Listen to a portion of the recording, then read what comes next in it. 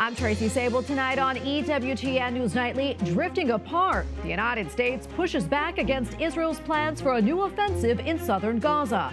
We're at the White House. Back to work.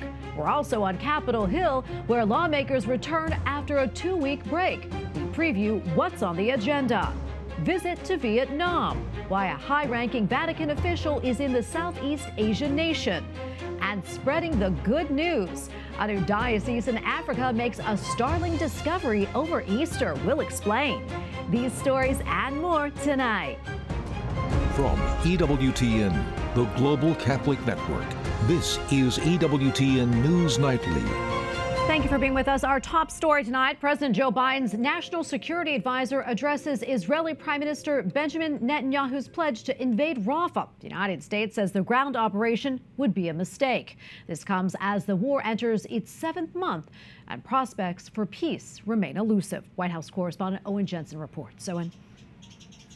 Tracy, Prime Minister Benjamin Netanyahu has repeatedly stated that Israel must send ground forces into Rafa because it is Hamas's last stronghold in Gaza.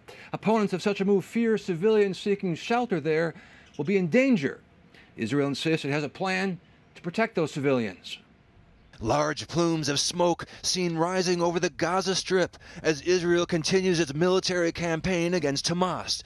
And speaking to new army recruits today, Israeli Prime Minister Benjamin Netanyahu, who earlier said a date has been set for the ground offensive in Rafah, describing Hamas as part of Iran's evil axis, and that the world is watching to see who wins. We will complete the elimination of the Hamas battalions, including in Rafa.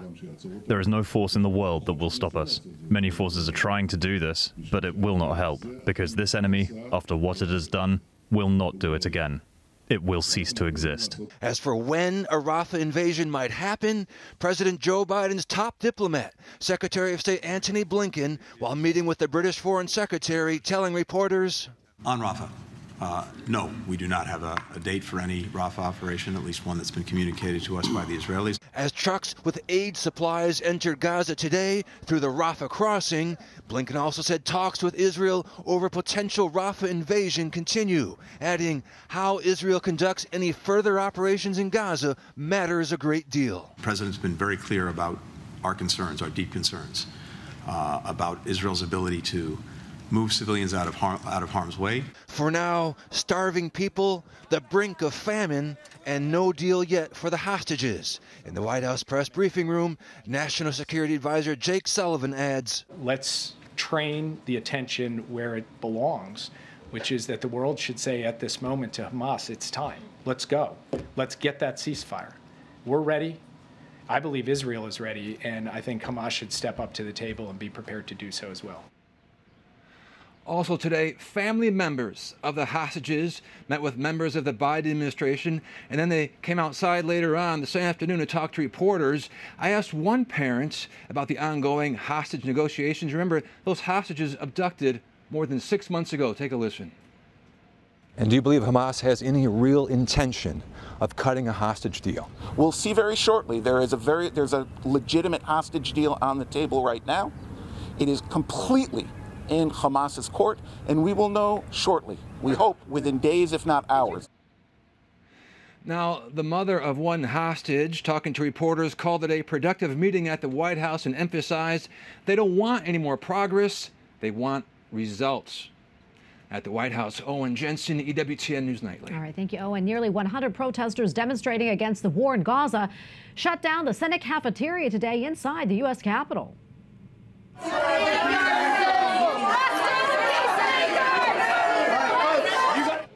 Well, the protest took place during the lunch hour and was organized by the group Christians for a Free Palestine. Capitol Police made about 50 arrests after protesters blocked senators and staffers from entering. They chanted that until the U.S. restores humanitarian aid to Gaza and stops funding military aid to Israel, they will not stop. The cafeteria reopened after the incident. In a landmark case, a judge sentenced the parents of a school shooter to 10 to 15 years in prison.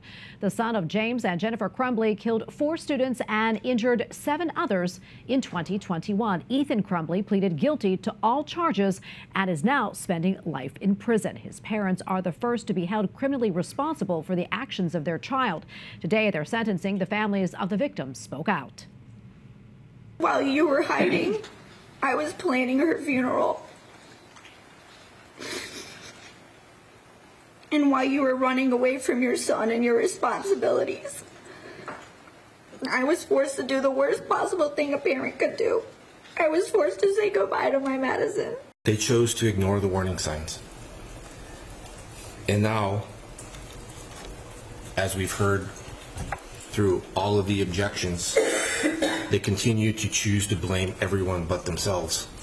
Hannah, Madison, Tate, and Justin are the ones who have lost everything, not the defendants.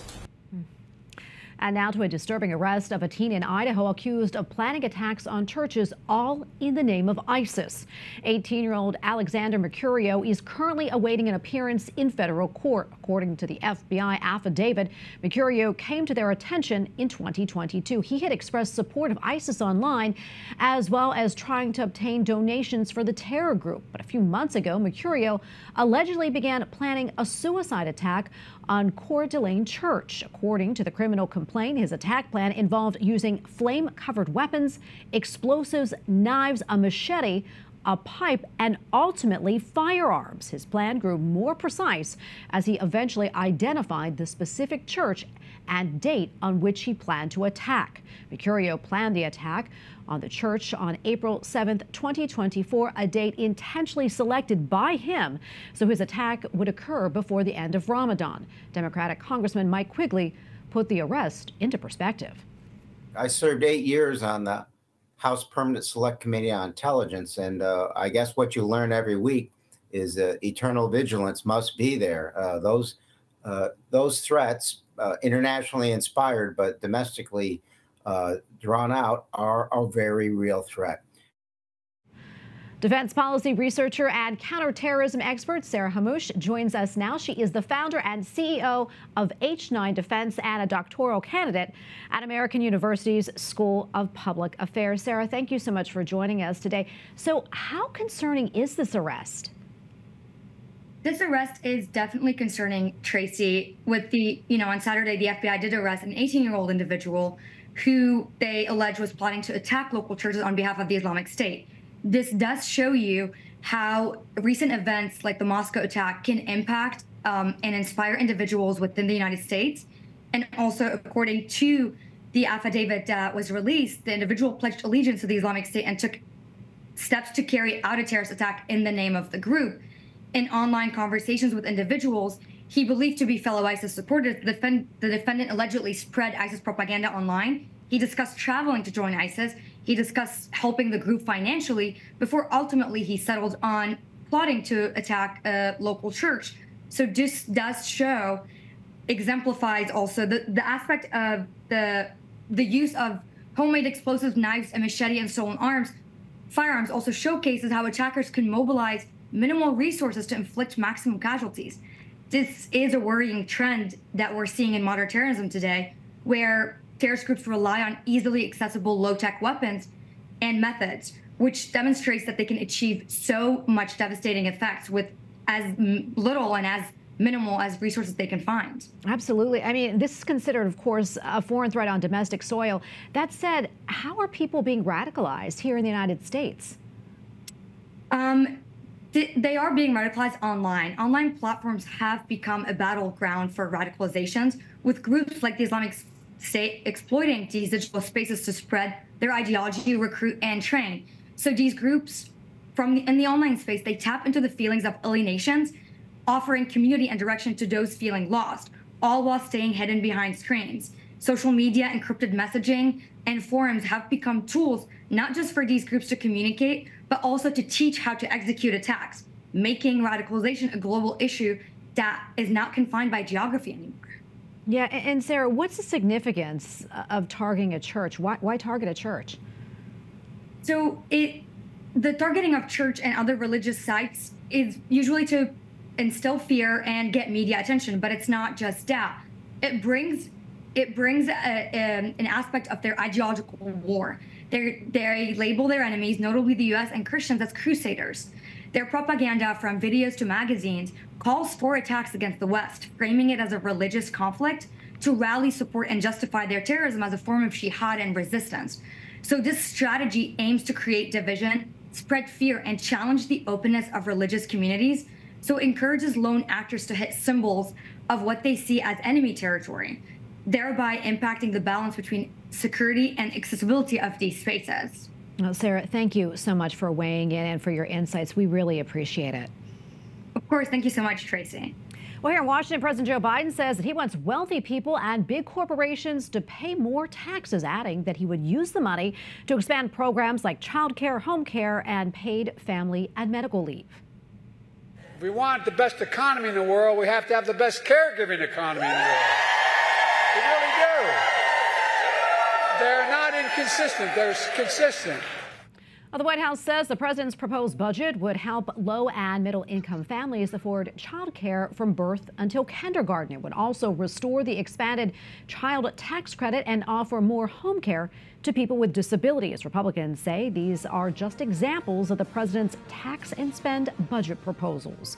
After a 2-week break, Congress is back and they have a lot on their plates. Top of the list, a foreign surveillance authorization, a possible move to oust the House Speaker, and a Senate impeachment of Homeland Security Secretary Alejandro Mayorkas. Plus, there are deep divisions on each issue. Capitol Hill correspondent Eric Rosales joins us now with more. Eric. Yes, good afternoon. Good evening, Tracy. Very busy times up here on Capitol Hill. House members are scheduled to deliver the articles of impeachment against DHS Secretary Alejandro Mayorkas to the Senate shortly. Now, they were planning to release them tomorrow. Now, Speaker Johnson has decided to wait until next week.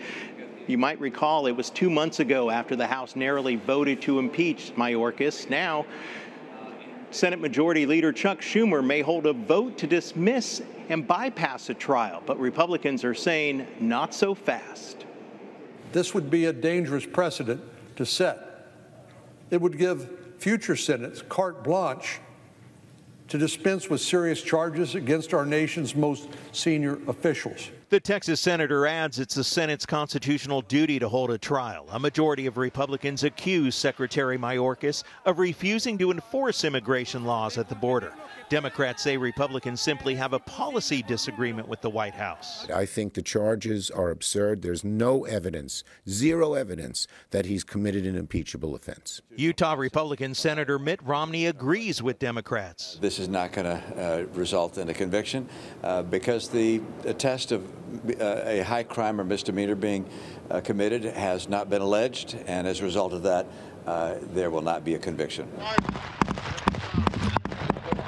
Meanwhile, the war in Ukraine rages on, but American funding for the war is on the back burner for Speaker Mike Johnson in the GOP House. The Speaker wants a vote on the Foreign Intelligence Surveillance Act first. The current act, which is set to expire April 19th, allows the FBI and other federal agencies warrantless surveillance of foreigners. But critics say it also sweeps up the communication of American citizens. A vote is expected by the end of the week. But Speaker Mike Johnson has other problems. Congresswoman Marjorie Taylor Greene is escalating her criticism and threatening to oust him as Speaker. She wrote a letter today to colleagues outlining her complaints with the Speaker, stating, quote, "I will not tolerate this type of Republican leadership." She backed up her threat in a town hall over the weekend. I'm not going to hand over the gavel to the Democrats. I will never do that. But number two, and most importantly, I will not tolerate this anymore. Speaker Mike Johnson is trying to downplay the threat. His office issued a statement saying that he respects Marjorie Taylor Greene, and although they disagree on some things, they share the same conservative beliefs. At the Capitol, Eric Rosales, EWTN News Nightly. Former President Donald Trump's hush money trial will begin as scheduled on Monday. Trump's attorney said the criminal trial should be delayed so they can challenge the gag order in the case. They argued that it's causing the former president irreparable harm and is infringing on his First Amendment rights. The judge denied the request. Trump is charged with 34 counts of falsifying business records over the reimbursement of hush money payments made before the 2016 election. He has pleaded not guilty. Meanwhile, special counsel Jack Smith has urged the Supreme Court to reject Trump's claim that he is immune from criminal prosecution on charges of conspiring to overturn the 2020 election results. This filing was Smith's main submission in the case, which will be argued on April 25th. The High Court's decision will determine whether Trump will face trial, and if so, how quickly. The Supreme Court of Arizona says the state can enforce its long dormant law making abortion illegal. The only exception is in the case of a mother's life if it is at risk. The ruling came in a review of a 2022 case in which a lower court said doctors could not be charged for performing an abortion in the first 15 weeks of pregnancy. The White House calls the ruling, quote, devastating and alarming. When the president's predecessor handicapped 3 Supreme Court justices to overturn Roe v. Wade, it paved the way for the chaos and confusion we're seeing play out across the country today. President Biden and Vice President Harris will continue to stand with the vast majority of Americans who support a woman's rights to choose. And we have a lot more still to come here on EWTN News Nightly, including defending the faith. European bishops advocate for motherhood and against gender ideology as the EU prepares for a major vote. Plus, more crackdowns on religious freedom in Nicaragua, who the Ortega regime is targeting this time.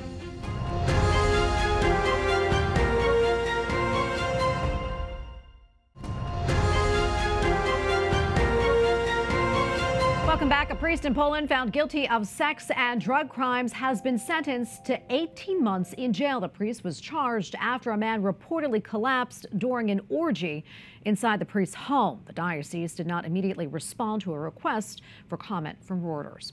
While the Vatican's top diplomat is in Vietnam, Archbishop Paul Gallagher is seeking to improve relations between the Holy See and the Southeast Asian nation. For the first time, the Vatican has a representative living and working in Vietnam. Relations have been strained between the Holy See and Vietnam's communist government. Our church leaders in Europe are speaking out against a proposal to include abortion in the EU Charter of Fundamental Rights. In a statement, the European Bishops' Conference said the right to life, quote, is the fundamental pillar of all other human rights, especially the right to life of the most vulnerable, fragile, and defenseless. The European Bishops' Conference also said the EU cannot impose on others ideological positions on sexuality and gender. The initial European Union vote on abortion is set for Thursday.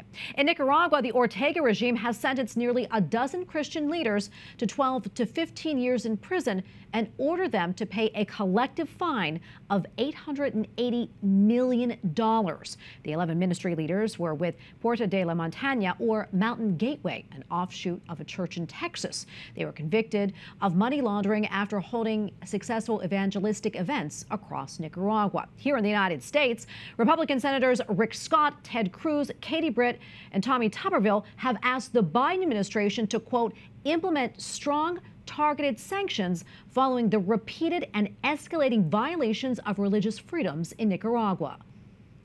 And for analysis, let's bring in Jason Poblek, co-founder of the Global Liberty Alliance. Jason, good to see you again. Your reaction to this latest crackdown in Nicaragua? Well, Tracy, thanks for having us, and thanks also for continuing to be part of the accountability network that we need in these type of cases. I mean, what's happening in Nicaragua, and I want to put this in context for your viewers a minute. Some of these Protestant churches, to even attend Mass or service on a Sunday, you need to give your fingerprint. They're requiring fingerprints that are tied to a national database. So the monitoring of who's coming and going to these Protestant churches is being policed even more directly by the state. So the crackdown is not new. It's been happening for several years, especially since the 2018 uprisings. And in particular with the Protestant denominations, what has happened is that about 300 plus were targeted, and like the numbers are rough from 2021, to about 250 shut down. They've totally been removed. So with the Catholic Church, you've seen a lot of orders being expelled, churches being attacked directly by communist mobs, and also schools even being shut down. In the Protestant denominations, you're seeing something similar, and it's kind of two-tracked. There are some Protestant denominations that are part of this state-run church system that the government's trying to create, very similar to what you have in Cuba. I call it the religion police, a Stasi-like entity within Nicaragua that polices these organizations. Then you have the independent churches. Yeah, and Jason, I mean, this is really hard for any of us to grasp here in the United States that this is happening in Nicaragua. I want to touch on this. I understand the Protestant church, that it can be weaponized against the Catholic Church. Oh, yeah. Talk to us about that. Explain that to us. I mean, we should do a whole show on this one. I mean, it's a really evil way to create division within the Christian community. Nicaragua, as you know, it's a predominantly Catholic nation. It goes back centuries. And the Ortega regime, the system, because Ortega regime is just a symptom, because he dies tomorrow, there'll be a new one. They're institutionalizing persecution. And what have they done? They have used Protestant churches to create wedges in Christian communities, but in particular the Catholic Church, feeding off these stereotypes, some really horrible things they say about Catholics. We know what they are. We're used to it. That's okay. But they purposely do this and weaponize the churches against Catholic, you know, that were idol worshipers. And you've heard all this before. Those churches that do that sort of thing, those Protestant leaders that do that sort of thing, get special treatment. And this happened during Holy Week. They banned, for example, Catholic processions in Holy Week. Yeah, absolutely, Jason. We are almost out of time here, but I mentioned the U.S. senators that were speaking out against what's happening in Nicaragua. What else can we do? What can our politicians do? And what can we do as the faithful? Well, we pray a lot, and maybe do a rosary, for example, for the struggling Catholic Church and all Christians in Latin America, including Nicaragua. But more importantly, remember, we're having a migration crisis, in part because these are the problems. And we always stress to folks who work with us, remember, the problems reach our border, but they started much farther away.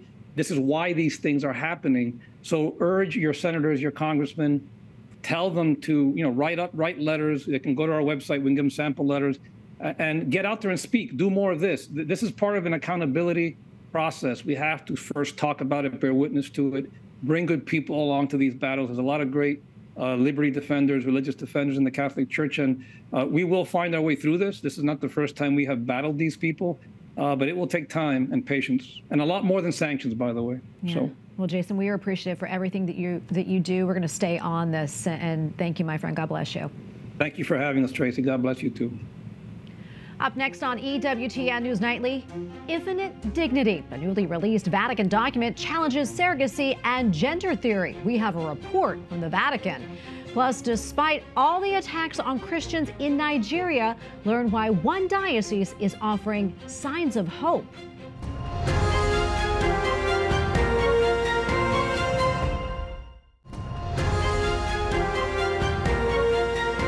Thanks for staying with us. Dignitas Infinita, Infinite Dignity, is the title chosen by the Congregation for the Doctrine of Faith after 5 years of work. The goal of the new document is to stress that every human person possesses an infinite dignity and to reflect on some specific and grave violations of that dignity. EWTN Vatican Bureau Chief Andreas Tonhauser has more. Good evening, Tracy. Cardinal Victor Manuel Fernandez, the prefect of the Dicastery for the Doctrine of Faith, said that the new Vatican's document on human dignity is as much a reflection of Pope Francis's pastoral thinking on such issues such as euthanasia, abortion, surrogacy, and gender ideology, as it is also a summary of the official Church's teaching. The first issue mentioned in the document is poverty. And I quote, it is calling it one of the greatest injustices in the contemporary world. Then there is, of course, war, which is another tragedy that denies human dignity and always shows a defeat of humanity. The declaration also discusses the travail of migrants and human trafficking, which is taking on tragic dimensions and is described as vile activity, as a disgrace to societies that claim to be civilized. The document traces unequivocal in its condemnation of abortion, noting that the acceptance of abortion in the popular mind and behavior, and even in law itself, is a telling sign of an extremely dangerous crisis of the moral sense. Cardinal Victor Fernandez reiterated the rejection of gender theory because it, and I quote again, impoverishes a humanistic vision. In this context, he said, the idea of same-sex marriage or the elimination of differences does not seem acceptable. With respect to sex change, the document notes, it follows that any sex change intervention, as a rule, risks threatening the unique dignity the person has received from the moment of conception. The declaration's rejection of surrogacy is also strong. This is a practice, the document reads, that represents a grave violation of the dignity of a woman and the child. A child is always a gift and should never be seen as the basis of a commercial contract. In the document, Tracy, we can also find a mention for digital violence. New forms of violence are spreading through social media, and such cyberbullying and the internet is also a channel for spreading pornography and exploitation of persons for sexual purposes or through gambling. The declaration ends by urging that respect for the dignity of the human person, beyond all circumstances, be placed at the center of the commitment to the common good and at the center of every legal system. In Rome, Andreas Tonhauser, EWTN News Nightly. Finally tonight, Nigeria has been besieged by violence with many attacks targeting Christian communities. Easter Sunday this year, however, brought a sign of hope. In the Diocese of Katsina, more than 700 people were baptized into the Catholic faith. This was the first Easter for the diocese, which had only been established last October by Pope Francis. The Bishop of Katsina says the baptisms show that God is at work in little ways and even in places that are remote. And we thank you for watching tonight. And remember, you can follow us on social media, Facebook, X, and Instagram at EWTN News Nightly. I'm Tracy Sabol. Good night and God bless.